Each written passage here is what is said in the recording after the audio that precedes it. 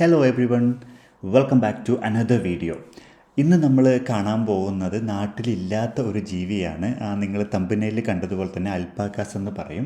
ഒട്ടകത്തിൻ്റെ ഫാമിലിയിൽപ്പെട്ട ജീവിയാണ്. പക്ഷേ ഒട്ടകത്തിന് അത്ര വലിപ്പമില്ല, പക്ഷേ അതുപോലത്തെ കഴുത്തുണ്ടാവും. എന്നാൽ ചെമ്മരിയാടിനേക്കാൾ വലിപ്പം ഉണ്ടാവും. അത് വളരെ ഫ്രണ്ട്ലി ആയിട്ടുള്ളൊരു ക്യൂട്ട് ആനിമലാണ്. അപ്പോൾ അതുകൊണ്ട് തന്നെ അയർലൻഡിൻ്റെ പല ഭാഗത്തും അൽപ്പാക്കാസിൻ്റെ ടൂറുണ്ട്. അതായത് നമുക്ക് അതിനെ കയ്യിൽ പിടിച്ചുകൊണ്ട് നല്ല സീനിക് റൂട്ടിലൂടെ ഇങ്ങനെ നടന്ന് പോവാം. ഭയങ്കര രസമുള്ളൊരു പരിപാടിയാണെന്നാണ് ആളുകൾ പറഞ്ഞത്. അപ്പോൾ നമ്മൾ ആ അൽപ്പാക്കാസ് ട്രക്കിങ്ങിനാണെന്ന് പോകുന്നത്. ഇന്നും ഞങ്ങൾ രണ്ടുപേരും മാത്രമേ ഉള്ളൂ, നമ്മുടെ കൂടെയുള്ള ഫ്രണ്ട്സ് വന്നിട്ടില്ല. നവംബറാണ്, നല്ല തണുപ്പുണ്ട്. ഇന്നാണെങ്കിൽ രാവിലെ എണീച്ച് നല്ല മഴയും പെയ്യുന്നുണ്ട്. പക്ഷേ നമ്മൾ അവിടെ എത്തുന്ന സമയമാകുമ്പോഴേക്കും മഴ മാറി സണ്ണി ആവുമെന്നാണ് വെതർ റിപ്പോർട്ട് പറഞ്ഞിരിക്കുന്നത്. അപ്പോൾ നമുക്ക് അൽപ്പാക്കാസിനെ കണ്ടിട്ട് വരാം. നമ്മൾ താമസിക്കുന്നിടത്ത് 105 മൈലുണ്ട് ഈ സ്ഥലത്തേക്ക്. 2.5 മണിക്കൂറോളം എടുക്കുന്നതാണ് മാപ്പ് കാണിക്കുന്നത്. അയർലൻഡിൻ്റെ വടക്കേ അറ്റമായ മാലിൻ ഹെഡ് എന്ന് പറഞ്ഞൊരു വ്യൂ പോയിൻ്റ് ഉണ്ട്. നമ്മൾ അവിടെ മുൻപ് പോയിട്ടുണ്ട്, അതിനടുത്ത് തന്നെയാണ് ഈ സ്ഥലം. പക്ഷേ അന്ന് പോയപ്പോൾ ഇതവിടെ ഉണ്ടെന്ന് നമുക്ക് അറിയില്ലായിരുന്നു. അപ്പോൾ നമ്മൾ വീണ്ടും അങ്ങോട്ടാണ് പോകുന്നത്. അന്ന് പോയ അതേ വഴിയിലൂടെയാണ് പോകുന്നത്. ഭയങ്കര ബ്യൂട്ടിഫുൾ സ്ഥലമാണ്. അയർലൻഡിൻ്റെ വടക്കേ അറ്റമാണത്. അതിൻ്റെ വീഡിയോ നമ്മൾ ചാനൽ അപ്ലോഡ് ചെയ്തിട്ടുണ്ട്, കണ്ടിട്ടുണ്ടെങ്കിൽ കയറി നോക്കുക. അങ്ങനെ പോകുന്ന വഴിക്ക് നമ്മൾക്ക് വിശന്നപ്പോൾ ഇടയ്ക്ക് നമ്മൾ സൂപ്പർ മാർക്കറ്റിൽ കയറി ഭക്ഷണമൊക്കെ കഴിച്ച് വീണ്ടും നമ്മൾ അങ്ങോട്ട് ഡ്രൈവ് ചെയ്തുകൊണ്ടിരിക്കുകയാണ്.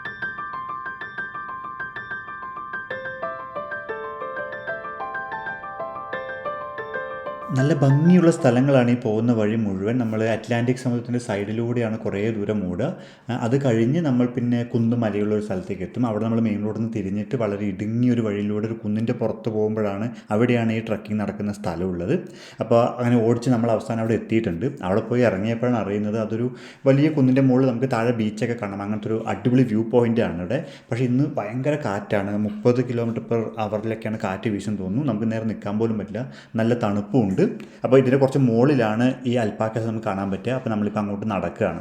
ഇപ്പോൾ കാറ്റിൻ്റെ ശബ്ദം എത്രയുണ്ട്, അല്ലെങ്കിൽ കാറ്റിൻ്റെ ശക്തി എത്രയെന്ന് അറിയാൻ നിങ്ങൾക്കിപ്പോൾ കേൾക്കുന്ന കാറ്റടിക്കുമ്പോഴുള്ള ശബ്ദം കേട്ടാൽ മനസ്സിലാവും.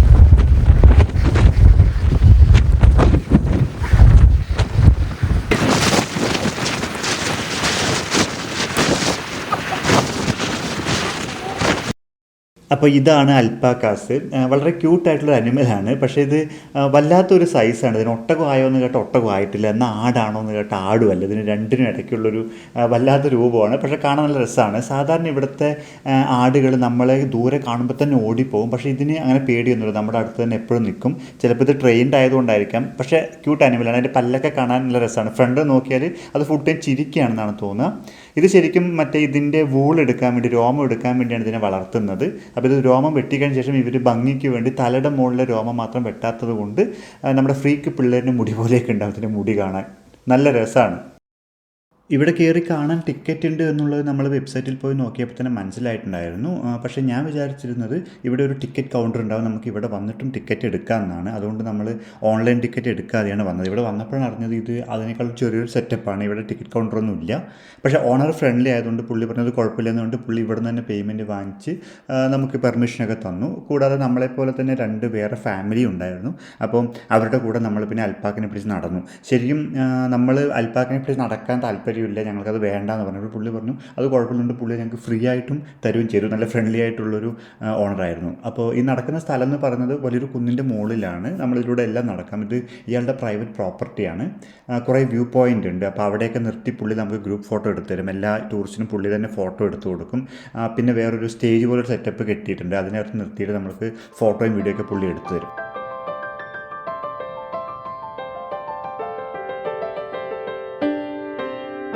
ഇതാണ് കുന്നിൻ്റെ പുറത്തു നിന്നുള്ള വ്യൂ. നല്ല വ്യൂ ഉള്ള സ്ഥലമാണ്.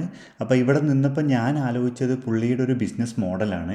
എനിക്ക് തോന്നുന്നത് പുള്ളിക്ക് ചിലപ്പോൾ ഈ സ്ഥലം കുടുംബപരമായിട്ട് കിട്ടിയതായിരിക്കും. അപ്പോൾ അവിടെ പുള്ളി കുറച്ച് അൽപ്പാക്കനെ കൊണ്ടുവന്നിട്ട് വേറെ ചിലവൊന്നുമില്ല, നല്ലതായിട്ട് ഫീസൊക്കെ വാങ്ങിച്ച് ഈ ഒരു ടൂറിസം നടത്തുകയാണ്. നല്ലൊരു ബിസിനസ് മോഡലാണ്.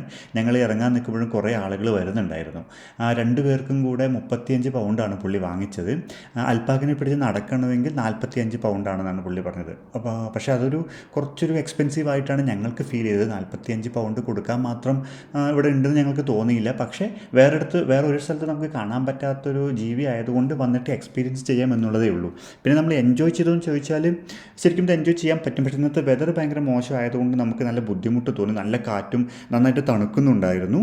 ബട്ട് സ്റ്റിൽ ഒരു നല്ല എക്സ്പീരിയൻസ് ആയിരിക്കും വന്നു കഴിഞ്ഞാൽ.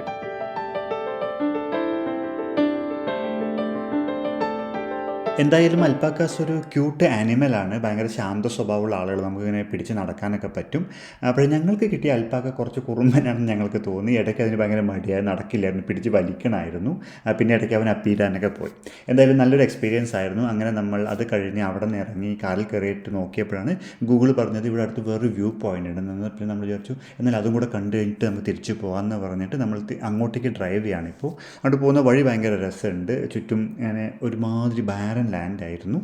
ഇപ്പോഴും ഫോഗും കാറ്റും എല്ലാം തണുപ്പെല്ലാം നല്ലോണം ഉണ്ട്.